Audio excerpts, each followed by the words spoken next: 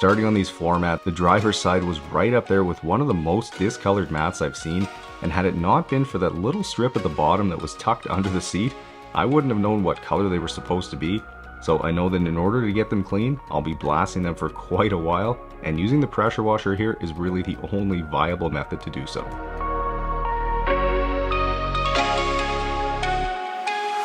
Alright, with the CRV back in the garage, I'll quickly get the front seats removed after disconnecting the battery, and not surprisingly, I found a lot more garbage and nasty grime hiding underneath the seats. Now, as you might have guessed, with this being a Honda, it's got pretty terrible carpet, basically a very slight step above the Velcro-like stuff, so I'm definitely very thankful that the carpet floor mats seem like they've never been removed from the vehicle, as most of the mess is contained to the surrounding edges, but it still requires some heavy agitation from the vacuum to get everything loosened up so I can extract it in a little bit.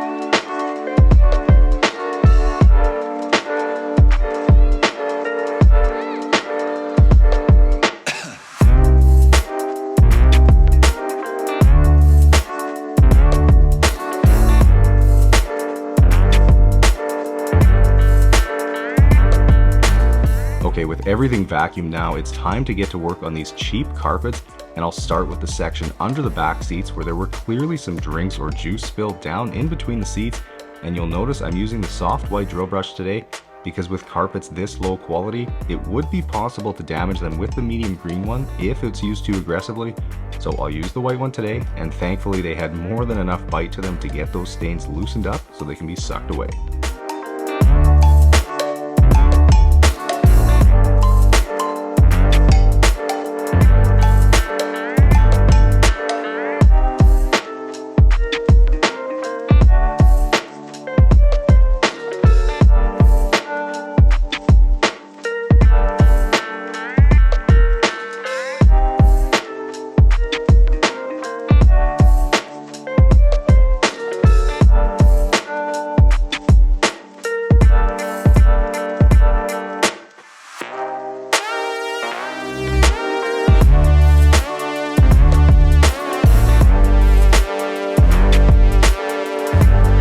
Here's the bucket full of extremely smelly and nasty water pulled out of the CRV today.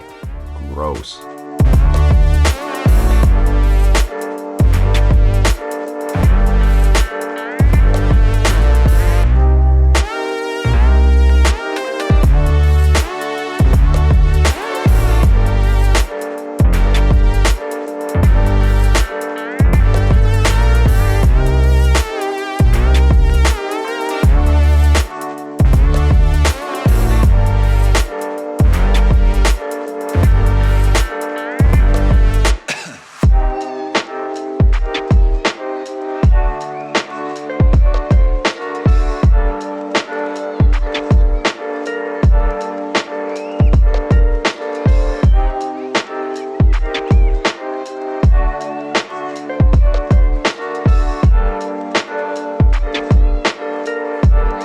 Moving back inside to the nasty and grimy back seat, and I'll first get some of my leather cleaner sprayed on, and then a quick shot of steam and the brush attachment, and all that sticky stuff is loosened up and ready to just be wiped away with one of my dual pile microfiber towels. Then once all the seats are clean, I'll get the front ones back in the vehicle and conditioned to keep them looking and feeling soft and supple.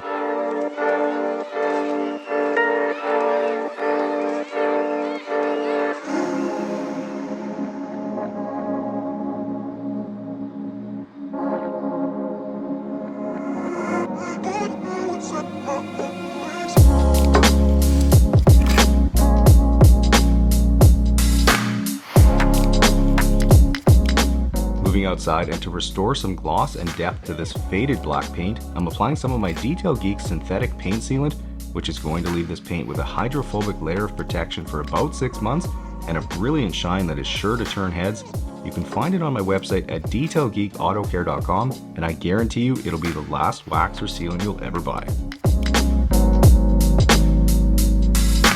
Second last step here is to dress and UV protect the massive amount of black exterior trim on the CR-V, and man, does this stuff ever make it look sharp.